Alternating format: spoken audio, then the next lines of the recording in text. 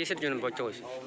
না, অ্যাকচুয়ালি এই টাকারজলা বিধানসভাতে আমাকে বলেছে আসার জন্য, এবং বেসিক্যালি এখানের মূল যেটা হলো আমাদের সাংগঠনিক যেই মেম্বারশিপ প্রক্রিয়া চলছে, সেই মেম্বারশিপ প্রক্রিয়াকে টাকারজলা বিধানসভাতে আমাদের সাকসেসফুল করার জন্য আজকে আমরা একটা এখানে এসেছি। এবং এখানে মণ্ডলের যিনি নেতৃত্বরা আছেন এবং পৃষ্ঠা প্রমুখ, বুথ প্রেসিডেন্ট এবং যারা এখানে নেতৃত্বরা আছেন সবার সাথে আমরা কথা বলেছি, এবং এখানেরও ব্যাপক সাড়া আছে।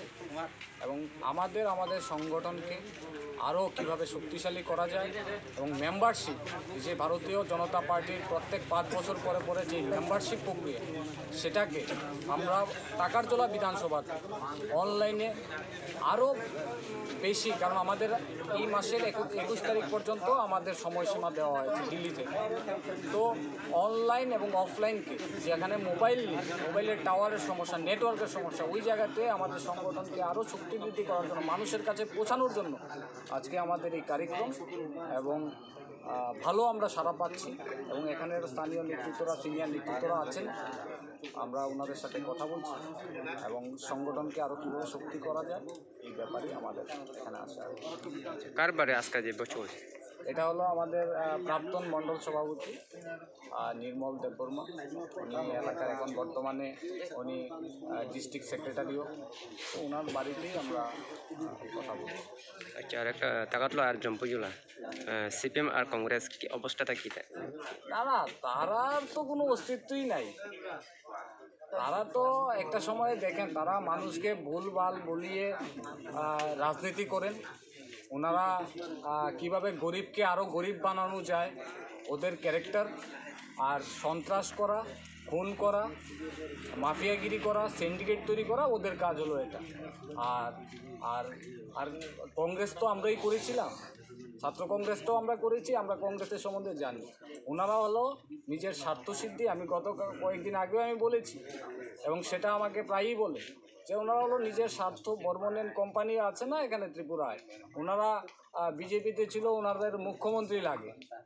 আর সেই তারপর এখানে হয়নি, ওনারা বাড়িতে ওই বামগ্রেসে গেছে, গিয়ে নিজে অ্যালায়েন্স করে যারা এই রাজ্যের বিধায়করে খুন করলো। পরিমল সাহা কংগ্রেসের বিধায়ক ছিল, খুন করলো, কত খুন করলো সিপিএম, ওনাদের সাথে নিজের অস্তিত্ব টিকিয়ে রাখার জন্য ওনারা অ্যালায়েন্স করে। সুতরাং এইগুলি মানুষ বুঝে, রাজ্যের মানুষ রাজনীতি সচেতন। এই রাজ্যে অনেক বাম বিরোধী যারা নেতৃত্বরা, তারাই বিজেপিকে এখানে এনেছে। সুতরাং এখানে সিপিএমেরও কোনো জায়গা নেই, আর কংগ্রেস তো নাই, এখন পুরা খালি। প্রত্যেকটা জায়গায় এখন লোক নাই। টাকারজলাতে কি লোক আসেনি? 5 জন আসেনি টাকারজলাতে কংগ্রেসের? নাই। সুতরাং তারাই, আপনারাও আসেন, সাংবাদিকতা করেন, আপনারা ভালো জানেন এখানে লোক আসেনি। টাকারজলাতে কংগ্রেসের কি কিছু আছে না? সিপিএমেরও আছে, কয়েকটা এইদিকে থাকতে পারে, তারাও যোগাযোগ রাখছে। সুতরাং এইগুলি না, কংগ্রেস আর বামগ্রেস এইগুলি শেষ। এখন মানুষ, আর আমাদের সাথে তো ত্রিপুরা মথা আমাদের অ্যালায়েন্স পার্টনার আছে। সুতরাং আমরা সবাইকে নিয়েই আমরা চলা, এবং নতুন এই রাজ্যের মানুষ পরিবর্তন চেয়েছে, এই রাজ্যের মানুষ পরিবর্তন হয়েছে, এবং আগামী দিনে আরও কাজ, সরকারের যেরকম প্রকল্পগুলি আছে, আমাদের মোদিজির প্রকল্পগুলি, এবং এই রাজ্যের মানিক সাহাজির নেতৃত্বে যেরকম প্রকল্পগুলি, এইগুলি মানুষের কাছে পৌঁছে যাচ্ছে। এখানে প্রধানমন্ত্রী ঘর আবাস যোজনা সবাই তো পাচ্ছে, এখন আর কারোর মিছিলে যেতে হয় না, সবাই ডাইরেক্ট চলে যায়। এবং বিভিন্ন এই যে আমাদের যে ভাতা 2000 হয়েছে, সুতরাং এইগুলি মানুষ পাচ্ছে, সুবিধাগুলি মানুষ পাচ্ছে।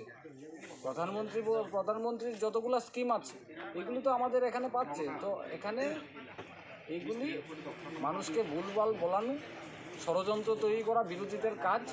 আর ওই ইয়েতে বসে, ওই পার্টি অফিসে বসে প্রেস কনফারেন্স করা, আর কোনো কাজ নেই। সংগঠন মানুষের সাথে নেই, ওদের সাথে মানুষ নেই। ঠিক আছে, থ্যাংক ইউ।